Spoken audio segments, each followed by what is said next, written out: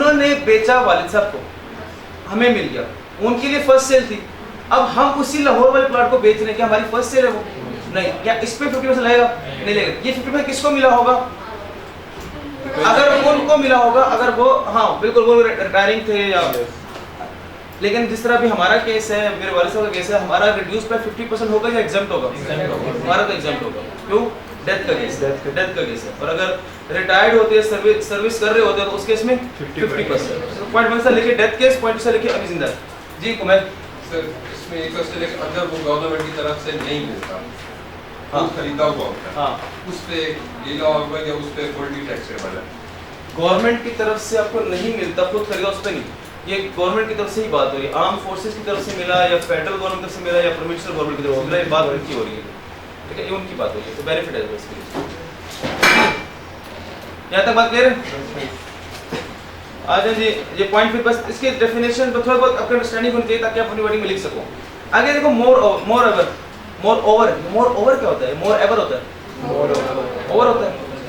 मेरी तो पता आपको इंग्लिश समझ ना। मोर ओवर इन केस, अभी आपने सब पढ़ूंगा मैं, समझाना आपने मुझे, बड़े ध्यान से पढ़िएगा। In case of any capital gain, encircle कर लें, capital gain arising after completion of 3 years, encircle कर लें कंप्लीशन ऑफ 3 इयर्स को। कैपिटल गेन आ रहा है और होल्डिंग पीरियड कितना है? 3 इयर्स। कंप्लीशन ऑफ 3 इयर्स कैसे कैलकुलेट किया होगा? From date of acquisition of immovable property the amount of tax payable. दोबारा पढ़ते हैं। Moreover, in case of any capital gain arising after completion of 3 years from date of acquisition of immovable property, the amount of tax payable for above persons shall be reduced by 75%. reduced by 75% को circle कर ले। क्या मतलब बना इसका? अब आपकी English को पता चलेगा। ऊपर वाली बात से ये जो जिंदा वाला केस है उससे रिलेटेड है। 50% की जगह कितना हो जाएगा? 75%। कब? जी शकील का 3 से ज़्यादा साल उसके पास प्रॉपर्टी पड़ी हुई है। अगर उसने प्रॉपर्टी को होल्ड किया 3 साल, ये मतलब है इसका उसके ऊपर गेन भी कम है। एक तो प्रॉपर्टी को होल्ड कितना किया? 3 इयर्स। 3 जी देखें, चले ये मोर देन 3 इयर्स जो है, आफ्टर मोर देन 3 इयर्स है, आफ्टर कंप्लीशन ऑफ 3 इयर्स, यानी मोर देन 3 इयर्स है। ये मोर देन 3 इयर्स किस चीज की बात हो रही है? एक्विजिशन से लेकर पोजीशन से लेकर जो उसने बेचा नहीं है, होल्डिंग पीरियड क्या ये more than 3 years holding period है या बेचने के बाद 3 इयर्स की बात कर रहा है? Holding period. ये क्या है? अगर किसी इमूवेबल प्रॉपर्टी को आपने होल्ड किया कितना? From date of acquisition to the completion of 3 years या मोर देन 3 इयर्स। तो इस केस में जो अभी जिंदा है बंदा, उसको प्लॉट मिला है, वो उसको फर्स्ट सेल कर रहा है, तो अब 50% नहीं होगा बल्कि 75% होगा। 75%। जी आपको ये बात समझ आइए? बोलते नहीं हो तुम, जो नहीं बोलेगा वो फेल हो जाएगा, जो बोलेंगे वो पास हो जाएगा।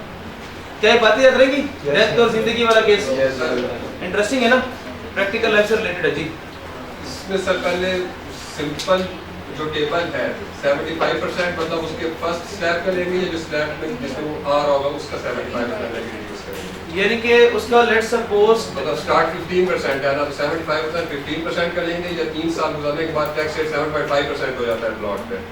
नहीं, उसका 75%, उसका 7.5%। हाँ 7.5 का, यानी कि जो 3 साल बाद, हम तो होल्डिंग पीरियड देखने ना, अब होल्डिंग पीरियड 3 इयर्स है, 3 इयर्स का रेट बन रहा है 10% लेट्स सपोज, तो अब 10% में भी कितना माफ हो जाएगा? 10% का 75% माफ हो जाएगा। तो कितना बड़ा बेनिफिट है सरकारी नौकरी। लौंडो कुछ करो। चलें सेक्शन 38 मैंने लिख दिया इसको। हाँ जी सेक्शन 38 पे आ जाएं। क्या है सेक्शन 38? हेडिंग पढ़ते हैं, इंसर्कल कर लें। डिडक्शन ऑफ लॉसेस, इंसर्कल कर लें वर्ड को। डिडक्शन ऑफ लॉसेस, घूम गए ना? ठीक है, इसको इंसर्कल करो, डिडक्शन ऑफ लॉसेस को। इसी के बाद अगला अगली हेडिंग है, ये पहला बैच है जिसमें मैं जाके बच्चों को बताता हूँ कि क्या पढ़ाने लगा या अल्लाह जी। हेडिंग है deduction of losses in computing amount chargeable under that in capital gain section 38। अच्छा बेसिकली सेक्शन 38 हमें कह रहा है गेन नहीं, हमने बेचा चीज को, उम्मीद थी कि गेन आएगा लेकिन आया क्या? अब उस लॉस की क्या देखनी है? लेकिन डिडक्शन, लेकिन आप तो बड़े महान हैं, आपको पता है किसका लॉस डिडक्ट होगा किसका नहीं होगा, किसका डिडक्ट होगा।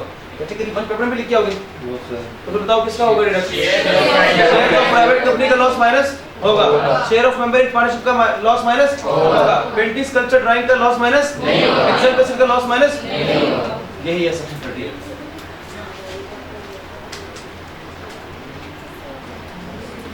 ये सर ने बता दिया था क्या कह सर ने क्या किया, क्या बोल रहे थे?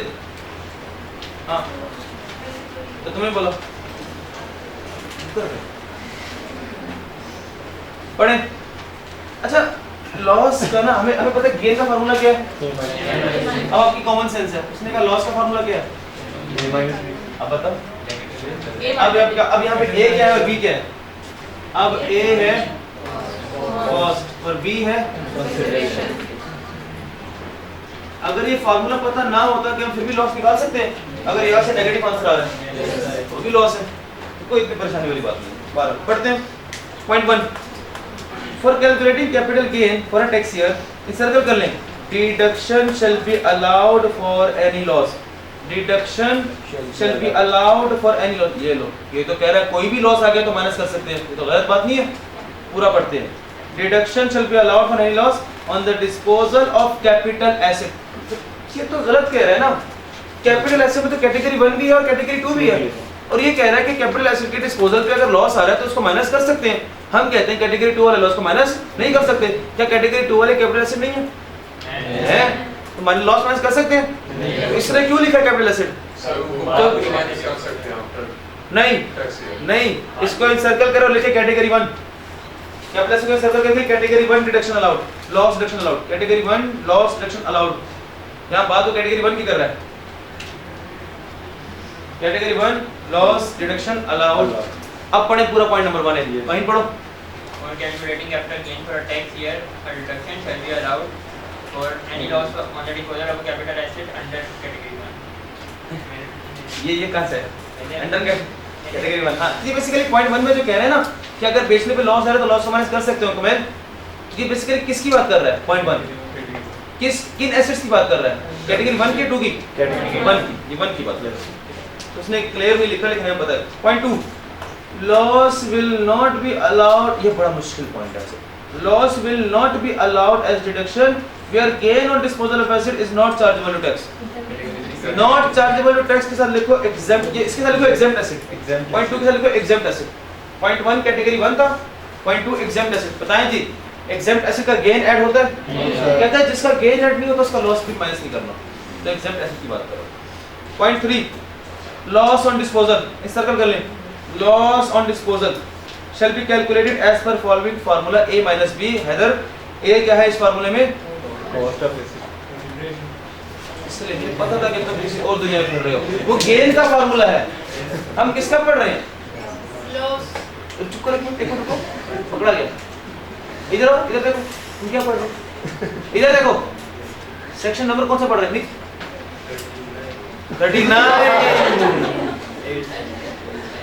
38 पढ़ रहे हैं। हैदर ना करो, सेक्शन 38 स्टार्ट किया हुआ है, 3 लाइंस उसकी हो गई हैं। कहाँ थे तुम? झगड़ा चल रहा है, फिर नहीं मान किसी को ये मत कहना सर हारिस का स्टूडेंट। तो यार तुम क्या करोगे लाइफ में? हैदर पठानों का नाम डबो दिया। इधर देखो, क्या कैटेगरी 1 का लॉस माइनस होगा? कैटेगरी 2 का होगा? अच्छा, क्या एग्जेम्प्ट एसेट का लॉस माइनस होगा? लॉस का फार्मूला क्या है? a minus b। अब लॉस के फार्मूले में a क्या है?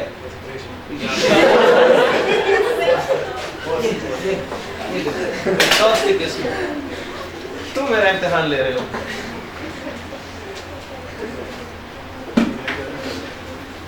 बेचारा परेशान है, तो संगीन मामला चल रहा है, ना परेशान उसके ऊपर कल कोई दिन तुम लोगों के ऊपर भी आ सकते हैं। तुम बड़े हंस रहे हो ना। ऐसे जब लॉस कैलकुलेट करेंगे ना तो उसमें a क्या होगा? कॉस्ट, और b क्या होगा? और अगर गेन कैलकुलेट कर रहे हैं तो a क्या है? वही तो कंपैरिजन, फिर कंसीडरेशन। ओके, कहां था? हाँ, पॉइंट 3 में देखिए लिखा हुआ है where a is cost of the asset and b is. तो हैदर कॉस्ट कैसे कैलकुलेट करते हैं? भी बताया था 37 सेक्शन 37 में बताया ना Yes. कॉस्ट कैसे कैलकुलेट करते हैं, बताया था कॉस्ट कंपोनेंट। Yes. दो बातें देखनी, वो कॉस्ट नहीं लेनी तो कौन से होंगे, और वो कॉस्ट नहीं लेनी जो ऑलरेडी किसी ओवरहेड से माइनस, इस तरह कैलकुलेट कर लो। पॉइंट 4 पढ़े, cost component, cost shall not include, इस सर्कल कर लेंगे, ये बात रिपीट हो रही है, नॉट इंक्लूड क्या दो बातें इंक्लूड नहीं होंगी कॉस्ट में, which is deducted under another head of income and which is not allowed as deduction under the head income from business। पे सर्कल कर ले, another head of income पे सर्कल कर ले, not allowed as deduction पे circle कर ले, ये बात रिपीट हुई है। सहमत, समझ आ रही बातें? नीचे क्या करने जाते हो? ओके, आपको आ रही है बातें? तुम्हें कल क्यों नहीं आए? हो गया ना सर दर्द? क्या बनाया सर दर्द को? अच्छा तो मुझे अफजान, अच्छा तुम तो आए नहीं थे कल, यहाँ से एंड वाले आप इस सेंटर में बैठे हैं, यहाँ पे इन सबकी लीडर है, अब मुझे बताएं कि फिर वो कौन से कैपिटल एसेट्स है जिनका लॉस माइनस नहीं होगा?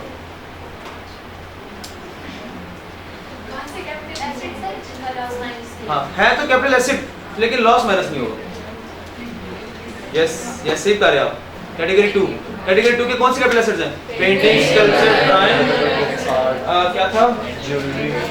हाँ painting, sculpture, drawing, other work of art, jewellery, rare manuscript, folio और बुक, पोस्टेज स्टैम्प और फर्स्ट डे कवर, कॉइन और मेडेलियन एंड जी, याद कर लो, मुझे याद है। ओके तो अब आखिरी पॉइंट पढ़ें, point number 5, no loss shall be recognised, इन सर्कल कर ले, no loss shall be recognised का मतलब क्या है? No loss shall be allowed as deduction, minus नहीं करेंगे, इनका लॉस माइनस नहीं करेंगे on the disposal of the following capital assets. कहते हैं कैपिटल एसेट्स तो हैं लेकिन इनका गेन ऐड करेंगे लेकिन लॉस माइनस नहीं करेंगे। कौन सी कैटेगरी है? तो पॉइंट 5 के साथ लिख दो कैटेगरी 2। पेपर में प्लीज ये कैटेगरी का वर्ड मत लिखना प्लीज, सिर्फ अंडरस्टैंडिंग के लिए जी। पढ़ें, पेंटिंग, स्कल्पचर, ड्राइंग और other work of art, jewellery, rare manuscript और फॉलियो और पोस्टेज स्टैम्प और कॉइन और एंड पेंटिंग। ओके मुश्किल थी ये बातें।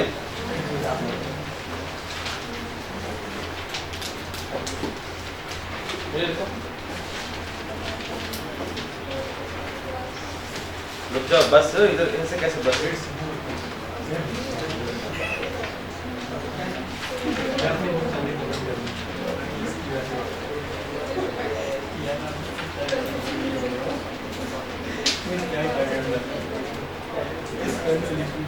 ये देखो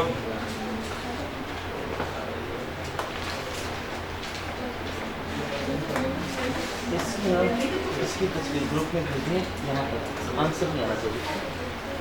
व्हाट्सएप ग्रुप में एक सवाल आ रहा है, नेट है ना? जल्दी भेजो जी। व्हाट्सएप ग्रुप में एक सवाल आ रहा है मिस्टर इब्तिसाम के नाम से, जल्दी से सवाल ओपन करें।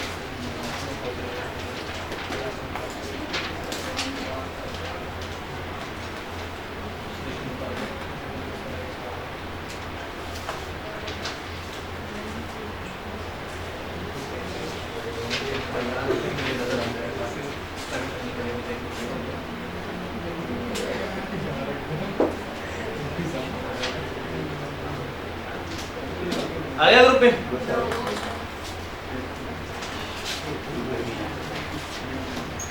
अच्छा बच्चों एक बात याद रखना, सेपरेट ब्लॉक में दो एग्जांपल्स क्या थी सेपरेट ब्लॉक की? Gain on disposal of immoral property of सान और अभी मेहमान है, कौन है? पता नहीं कि कोई मेहमान वो क्लास हो जाए ना तो सर बताया वो कहते हैं आपने बताया ये अलाउ नहीं है, बीच में की क्लास के बाद आएगा, कि सिर्फ एक क्लास के बाद आएगा, ऐसा नहीं पता नहीं।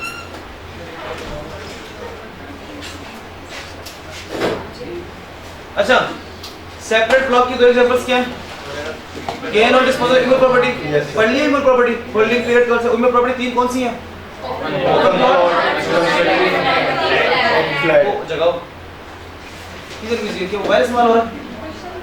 अच्छा क्या सेपरेट ब्लॉक में एक और एग्जांपल भी थी?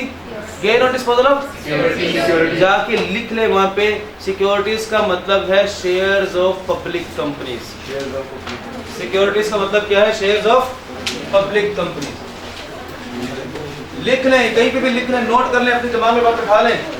वहां पे जो गेन ऑन डिस्पोजल सिक्योरिटीज का मतलब, सिक्योरिटीज किसे कहते हैं? प्राइवेट कंपनी के शेयर्स नहीं, अनलिस्टेड के शेयर्स नहीं, किसके शेयर्स? पब्लिक कंपनी के शेयर। अच्छा सुने, अगर प्राइवेट कंपनी के शेयर्स को बेचने पे गेन आ रहा है तो एनटीआर, पब्लिक कंपनी के शेयर्स को बेचने पे गेन आ रहा है तो सेपरेट ब्लॉक। सेपरेट ब्लॉक तो उसको क्या कहते हैं? सिक्योरिटीज। पब्लिक कंपनी के शेयर्स क्या कहते हैं? सिक्योरिटीज। नहीं बात समझ आई? सिंपल सी बात बता रहा हूँ। सेपरेट ब्लॉक पे दो एग्जांपल थी, इमूवेबल प्रॉपर्टी की और सिक्योरिटीज की। इमूवेबल प्रॉपर्टी में open plot, constructed property, flats. Securities में shares of public company, shares of public company. अगर गेन आ रहा है प्राइवेट कंपनी के शेयर्स पे तो कौन सी रिजीम है? एनटीआर। गेन आ रहा है पब्लिक कंपनी के शेयर्स में तो कौन सी रिजीम है? Separate block. सेपरेट ब्लॉक कौन सी है वो? Separate block. तो यानी कि उसके लिए कोई सेपरेट टेबल भी दिया होगा। यस यस दिया होगा सेपरेट टेबल। देखना चाहते हैं सेपरेट टेबल? देखना चाहते हैं? आपके सिलेबस का आखिरी सेपरेट टेबल है, आखिरी। ऐसा करें, जरा देखें आपके सिलेबस चैप्टर के ना, बाकी जो आपका नोट्स हैं 1 2 तीसरे पेज पे rate for tax of securities लिखा होगा।